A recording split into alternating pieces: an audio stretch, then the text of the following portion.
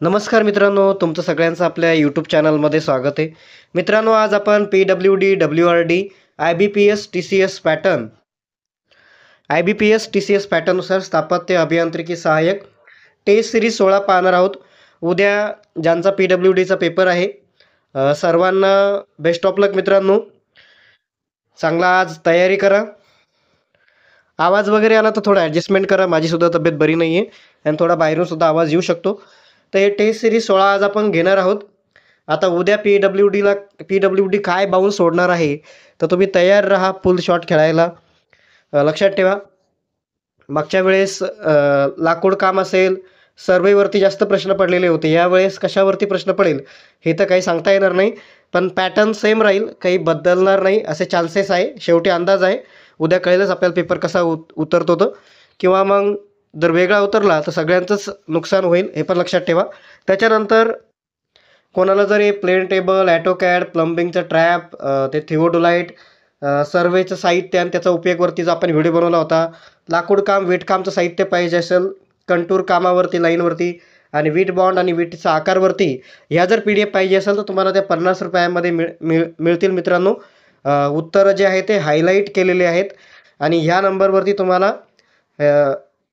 Screenshot पाठवायचा आहे. 50 रुपयाचा फोनपे करून कॉल करायचा नाही आहे, हे लक्षात ठेवा. जर हवे असतील तुम्हाला वाटत असेल तरच घ्या.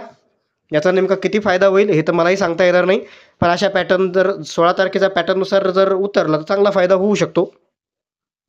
शेवटी पेपरवर अवलंबून आहे. तर चला टेस्ट सिरीज 16ला आपण सुरुवात करूया. 16 तारखेचा पेपर झाला आणि आपण थोडंसं टेस्ट सिरीजवरून थोडं डायव्हर्ट झालो, कारण आपल्याला बाकी साहित्य वगैरे याच्यावरती व्हिडिओ बनवावा लागला. तर चला आता टेस्ट सिरीज 16 घेऊया. What is the thickness of 1.5 brick wall made up of standard modular brick? मानक मॉड्युलर विटांनी बनलेल्या 1.5 विटांच्या भिंतीची जाडी किती असते? तर या प्रश्नाचं उत्तर आहे आपलं सी नंबरचं, 30 सेंटीमीटर एवढी असते. लक्षात ठेवा, what is the thickness of 1.5 brick wall, 1 आणि हाफ म्हणजे 1.5 वीट जी भिंत असते, जाडी किती असते? तर 30 सेंटीमीटर एवढी जाडी असते. लक्षात ठेवा. नंतरचा प्रश्न पाहूया. नंतरचा प्रश्न आहे, according to IS 1077 1992 the common burn clay brick are classified on the basis of. IS 1077 1992 नुसार सामान्य भाजलेल्या मातीच्या विटांचे वर्गीकरण कशाच्या आधारावर केले जाते? तर या प्रश्नाचं उत्तर आहे आपलं डी नंबरचं, की ॲव्हरेज कंप्रेसिव्ह स्ट्रेंथ किती आहे याच्यावरती विटांचं वर्गीकरण केलेलं असतं. लक्षात ठेवा. नंतरचा प्रश्न आहे, according to IS 3370 two 2009 the permissible stress in M30 grade of concrete under direct compression newton per mm². IS 3370 2009 नुसार M30 ग्रेडच्या कॉन्क्रीटमध्ये थेट कॉम्प्रेशन न्यूटन पर mm² अंतर्गत किती अनुज्ञेय ताण किती असेल? तर या प्रश्नाचं उत्तर आहे आपलं बी नंबरचं, 8 एवढा अनुज्ञेय ताण असेल. लक्षात ठेवा, डायरेक्ट कंप्रेशनमध्ये. तर हे थोडं ध्यानात ठेवा. बेंडिंग कम्प्रेशन आणि डायरेक्ट कम्प्रेशनमध्ये वेगवेगळं आहे. M15चं बेंडिंगमध्ये 5 आहे, डायरेक्टमध्ये 4 आहे. M20चं बेंडिंगमध्ये 7 आहे, डायरेक्टमध्ये 5 आहे. तर अशा पद्धतीचं आहे. याचा वाटलंच तुम्ही स्क्रीनशॉट काढून घेऊ शकता. अशा पद्धतीचे प्रश्न पडतील नाही पडतील ते माहिती नाही, पण झेडपीला पडले होते, हा नव्हता पडला, डेव्हिएशनचा पडलेला होता. लक्षात ठेवा. जमलंच तर कॉन्क्रीट ग्रेडवर पडलं त्याचं प्रमाणच विचारू शकता, तर ते प्रमाण वगैरे व्यवस्थित करून ठेवा. सर्वेचे चॅप्टर व्यवस्थित करा. आपण त्याची प्लेलिस्टसुद्धा बनवलेली, सर्वेची प्लेलिस्टमध्ये जाऊन स्पेशल सर्वे टॉपिक आपण त्याच्यामध्ये ॲड केलेले आहे. त्याच्यानंतरचा प्रश्न पहा. त्यानंतरचा प्रश्न आहे, the strength of concrete in hardened existing structure can be determined by which of the following test? सध्याच्या कडक झालेल्या संरचनेत कॉन्क्रीटची ताकद खालीलपैकी कोणत्या चाचण्यांद्वारे निर्धारित केली जाऊ शकते? तर या प्रश्नाचं उत्तर आहे आपलं बी नंबरचं, रिबाउंड हॅमर टेस्टद्वारे आपण काय करू शकतो? स्ट्रेंथ ऑफ कॉन्क्रीट टेस्ट करू शकतो. लक्षात ठेवा. नंतरचा प्रश्न पाहूया. माझी तब्येत व्यवस्थित नसल्यामुळे थोडासा आवाज वगैरे व्यवस्थित येणार नाही, थोडं ॲडजस्टमेंट करा. नंतरचा प्रश्न आहे, लाकडातील अनियंत्रित आणि एकसमान ओलावा कमी झाल्यामुळे कोणता दोष उद्भवतो? Which defect is caused by due to uncontrol and non uniform loss of moisture in wood? तर या प्रश्नाचं उत्तर आहे आपलं सी नंबरचं, त्याला वॉर्पिंग असं म्हटलं जातं. लक्षात ठेवा. नंतरचा प्रश्न पाहूया. नंतरचा प्रश्न आहे, फुटपाथ कॉन्क्रीटसाठी मिक्स डिझाईन करताना कॉन्क्रीटच्या कोणत्या गुणधर्माचा विचार केला जातो? Which property of concrete is considered while doing the mix design for pavement concrete? तर मित्रांनो, या प्रश्नाचं उत्तर आहे आपलं डी नंबरचं, की फ्लेक्झुरल स्ट्रेंथ ही गुणधर्म असतो पेवमेंट कॉन्क्रीटच्या डिझाईनसाठी. लक्षात ठेवा. नंतरचा प्रश्न पाहूया. नंतरचा प्रश्न आहे, the specific gravity of sandstone. सँडस्टोनची स्पेसिफिक ग्रॅव्हिटी किती असते? या प्रश्नाचं उत्तर तुम्हाला यायलाच पाहिजे. हा प्रश्नाचं उत्तर तुम्ही मला कमेंट बॉक्समध्ये सांगा, की सँडस्टोनची स्पेसिफिक ग्रॅव्हिटी किती असते, हे कमेंट बॉक्समध्ये नक्की कळवा. नंतरचा प्रश्न पाहूया. नंतरचा प्रश्न आहे, how is the fineness of cement measured? सिमेंटची सूक्ष्मता कशी मोजली जाते किंवा कशाद्वारे मोजली जाते? तर या प्रश्नाचं उत्तर आहे आपलं डी नंबरचं, एरिया ऑर मास याच्याद्वारे फाईननेस ऑफ सिमेंट मेजर केलं जातं.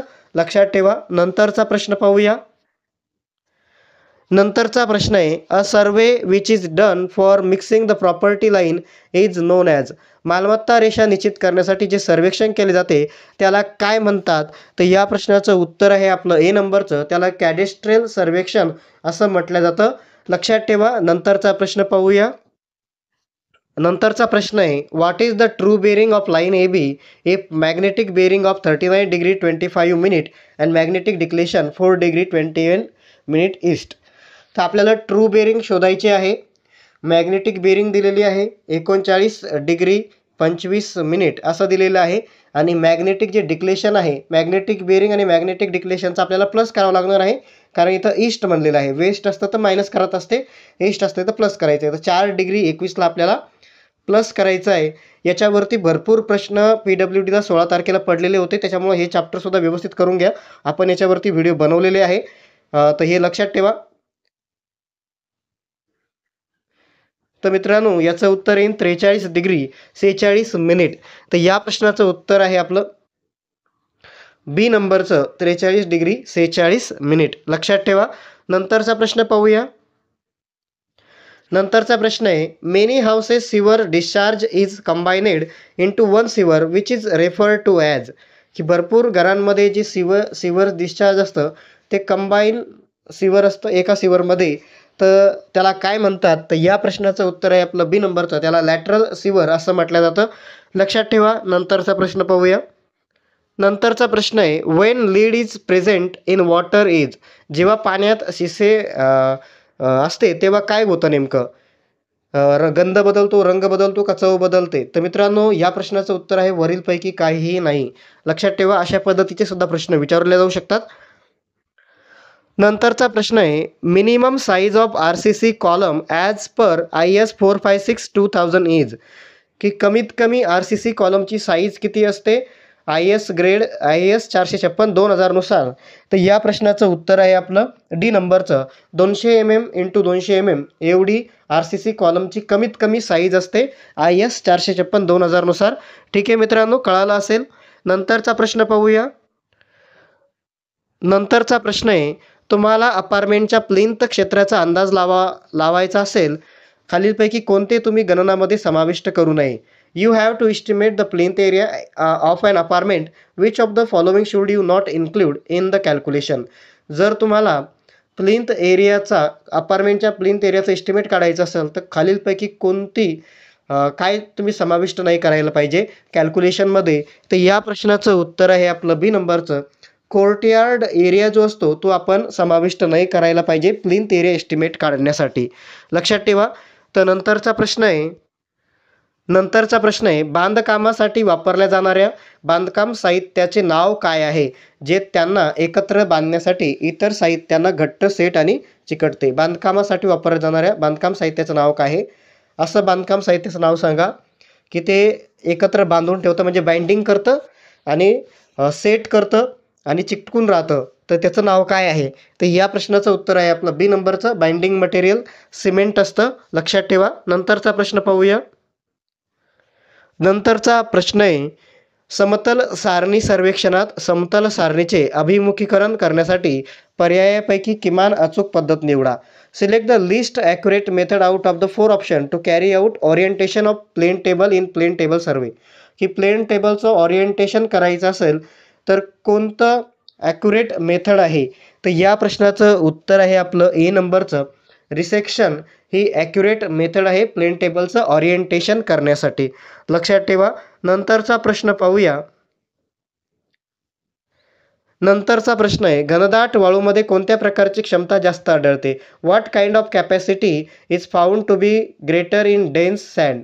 जी डेन्स सँड असते, भरीव सँड असते, त्याच्यामध्ये कोणती कॅपॅसिटी असते?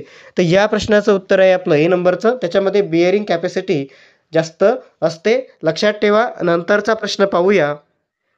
नंतरचा प्रश्न आहे, depth of foundation for any structure is determined by. की फाउंडेशनची जी डेप्थ असते, खोली असते, ती कोणत्या स्ट्रक्चरद्वारे शोधल्या जाते? तर या प्रश्नाचं उत्तर आहे आपलं डी नंबरचं, रँकीस फॉर्म्युला. रँकीच्या सूत्रानुसार आपण फाउंडेशनचं डेप्थसाठी जे स्ट्रक्चर असतं ते शोधू शकतो. लक्षात ठेवा. नंतरचा प्रश्न पाहूया. इथपर्यंत जर व्हिडिओ आवडला असेल मित्रांनो, तर एकदा चॅनलला सबस्क्राईब करा, लाईक करा, शेअर करा, कमेंट करा आणि बेल आयकनला क्लिक करून ठेवा. नंतरचा प्रश्न पाहूया. नंतरचा प्रश्न आहे, सर्वेक्षणात थिओडोलाइटचा वापर खालीलपैकी कोणत्या रेकॉर्डिंगसाठी केला जातो? In surveying theodolite is use for which of the following recording purpose. तर या प्रश्नाचं उत्तर आहे आपलं बी नंबरचं, अँग्युलर मेजरमेंट, कोनीय मापन. कधी कधी प्रश्न असा विचारला जाईल, तर थिओडोलाइटचा वापर कशासाठी होतो? तर अँग्युलर मेजरमेंट किंवा कोनीय मापनसाठी थिओडोलाइटचा उपयोग होतो. लक्षात ठेवा. त्यानंतरचा प्रश्न पाहूया. नंतरचा प्रश्न आहे, ज्या ठिकाणी संपूर्ण मजल्याच्या क्षेत्रावर जास्त केंद्रित भार वितरित केला जाईल अशा ठिकाणी कोणत्या प्रकारच्या पायाला प्राधान्य दिले जाते? Which type of foundation is preferred in place where heavy concentrated load are to be distributed over the whole floor area. तर या प्रश्नाचं उत्तर आहे आपलं डी नंबरचं, राफ्ट फाउंडेशन तिथं उपयोगी राहील. लक्षात ठेवा. नंतरचा प्रश्न आहे, महामार्ग संरेखनातील सर्वेक्षणासाठी टप्प्यांचा योग्य क्रम लावा. तर या प्रश्नाचं उत्तर आहे आपलं डी नंबरचं, की नकाशाचा अभ्यास अगोदर करावा लागेल, त्याच्यानंतर शोध घ्यावा लागेल, प्राथमिक सर्वेक्षण करावं लागेल आणि नंतर तपशीलवार सर्वेक्षण करून आपण अशा पद्धतीनं महामार्ग संरक्षणातील सर्वेक्षणाचा टप्पा करू शकतो. लक्षात ठेवा. नंतरचा प्रश्न आहे, which of the following climate is most suitable for providing a courtyard in a building. की इमारतीमध्ये कोर्टयार्ड प्रोव्हाइड करण्यासाठी कोणतं वातावरण चांगलं असतं, सुटेबल असतं? तर या प्रश्नाचं उत्तर आहे आपलं बी नंबरचं, हॉट आणि ड्राय. गरम आणि कोरडं वातावरण हे चांगलं असतं आपल्याला बिल्डिंगमध्ये कोर्टयार्ड जर प्रोव्हाइड करायचं असेल तर. लक्षात ठेवा. नंतरचा प्रश्न पाहूया. नंतरचा प्रश्न आहे, कोणत्या प्रकारचे दगडी बांधकाम तीक्ष्ण, सरळ आणि गुळगुळीत चेहऱ्यांसह चांगले घडवलेले दगड वापरतात? Which type of masonry use well dress stone with sharp straight and smooth face. हे असं कोणतं दगडी बांधकाम आहे ज्याच्यामध्ये दगडाला चांगल्या पद्धतीनं शार्प केलेलं असतं, स्ट्रेट बनवलेलं असतं एकदम सरळ आणि एकदम स्मूथ फेस बनवलेला असतो? तर या प्रश्नाचं उत्तर आहे आपलं ए नंबरचं, ॲशलर मेजनरी. लक्षात ठेवा. याचा सुद्धा चांगला अभ्यास करा, याच्यावरती सुद्धा उद्या प्रश्न विचारला जाऊ शकतात. नंतरचा प्रश्न आहे, excavation of soil for foundation is measured in. पायासाठी माती उत्खननाचे मोजमाप एकक काय आहे? तर या प्रश्नाचं उत्तर आहे आपलं सी नंबरचं, घनमीटर. लक्षात ठेवा की मातीचं उत्खननाचं मोजमाप एकक हे क्युबिक मीटर असतं. लक्षात ठेवा. नंतरचा प्रश्न आहे 1:2 2:4च्या PCC म्हणजे साधा सिमेंट कॉन्क्रीटमध्ये गुणोत्तर खालीलप्रमाणे कोणते आहे? In PCC plain cement concrete of ratio 1:2 2:4 the ratio stand for which of the following. तर आपल्याला एक भाग कशाचा असतो, 2 भाग कशाचा असतो आणि 4 भाग कशाचा असतो PCC मध्ये ते सांगायचं आहे आपल्याला रेशो त्याचा. तर मित्रांनो या प्रश्नाचं उत्तर आहे आपलं सी नंबरचं, 1 भाग सिमेंटचा, 2 भाग फाईन ॲग्रिगेटचे आणि 3 भाग हे कोर्स ॲग्रिगेटचे असतात. लक्षात ठेवा. नंतरचा प्रश्न पाहूया. नंतरचा प्रश्न आहे, which of the following instrument is used in plane table survey. Plane table सर्वेमध्ये खालीलपैकी कोणतं इन्स्ट्रुमेंट किंवा उपकरण वापरलं जातं? तर या प्रश्नाचं उत्तर आहे आपलं सी नंबरचं, ॲलिडेड हे प्लेन टेबल सर्वेमध्ये यूज होतं. लक्षात ठेवा. नंतरचा प्रश्न पाहूया. नंतरचा प्रश्न आहे, द्रवदाब मोजण्यासाठी खालीलपैकी कोणते उपकरण वापरले जाते? Which of the following devices is use to measure fluid pressure मोजण्यासाठी कोणतं डिव्हाइस यूज केलं जातं? तर या प्रश्नाचं उत्तर आहे आपलं ए नंबरचं. मॅनोमीटरचा उपयोग हा फ्लड प्रेशरचा मेजरमेंट करण्यासाठी केला जातं. लक्षात ठेवा. नंतरचा प्रश्न पाहूया. मित्रांनो, व्हिडिओ बनवायला खूप मेहनत लागते, तर जे नवीन असतील ना, त्यांनी एकदा चॅनलला नक्की सबस्क्राईब करा. तुम्ही सबस्क्राईब करत नाही आहे. नंतरचा प्रश्न आहे, सुसंगत मातीची वहन क्षमता निश्चित करण्यासाठी खालीलपैकी कोणती चाचणी केली जाते? Which of the following test is performed to determine the bearing capacity of cohesionless soil? तर या प्रश्नाचं उत्तर आहे आपलं सी नंबरचं. पेंट्रेशन टेस्ट केले जाते मातीची वहन क्षमता निश्चित करण्यासाठी. लक्षात ठेवा. नंतरचा प्रश्न पाहूया. नंतरचा प्रश्न आहे, for building projecting estimate which method is generally use in PWD? बांधकाम प्रकल्पाच्या अंदाजासाठी PWDमध्ये सामान्यतः कोणती पद्धत वापरली जाते? तर या प्रश्नाचं उत्तर आहे आपलं बी नंबरचं. लांब भिंत आणि लहान भिंत पद्धत किंवा long wall and short wall method he use होते PWDमध्ये की बिल्डिंग प्रोजेक्ट एस्टिमेट करायचा असेल तर. लक्षात ठेवा. नंतरचा प्रश्न पाहूया. नंतरचा प्रश्न आहे, a connection which is formed when a wall takes turn. ज्यावेळेस भिंत टर्न घेईल, अशा पद्धतीनं जर टर्न घेईल तर या ठिकाणी काय प्रोव्हाइड केलेलं असतं? तर मित्रांनो, या प्रश्नाचं उत्तर आहे आपलं क्वीन. लक्षात ठेवा. नंतरचा प्रश्न पाहूया.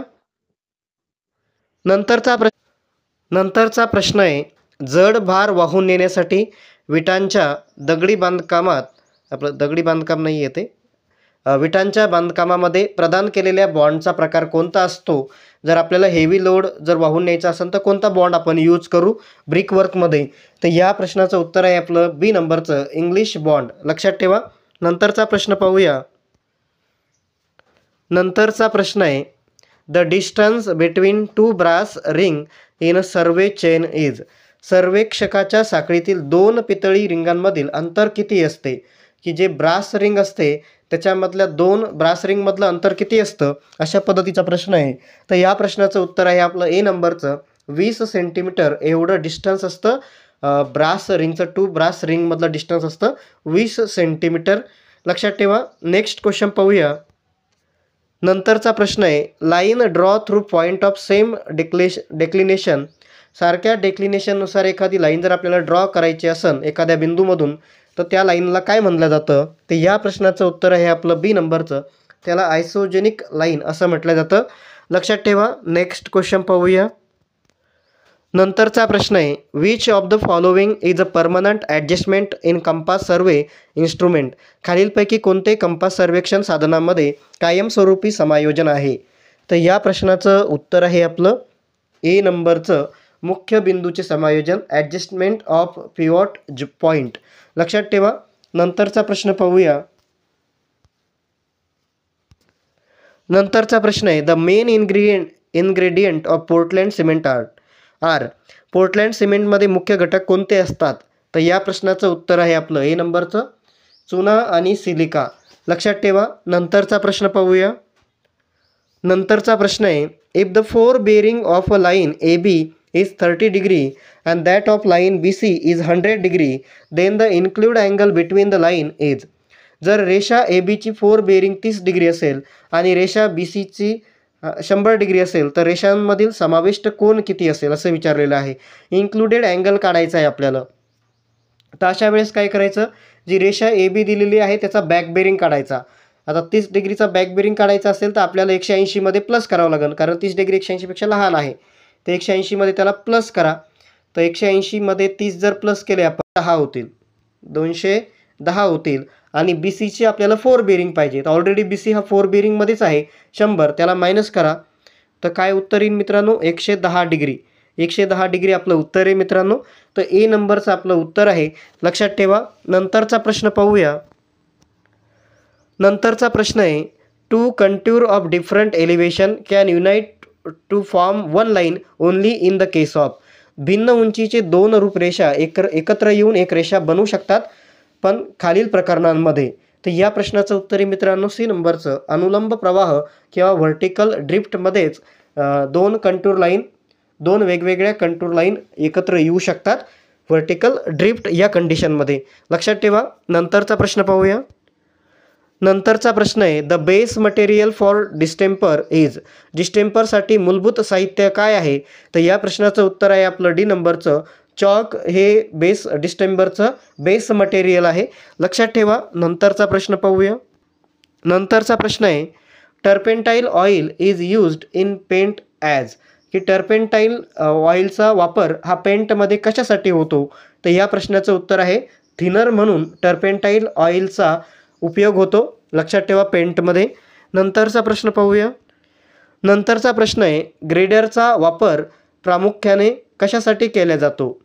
तर मित्रांनो या प्रश्नाचं उत्तर आहे डी नंबरचं, फिनिशिंग, ट्रिमिंग आणि आकार देण्यासाठी ग्रेडरचा वापर केला जातो. लक्षात ठेवा.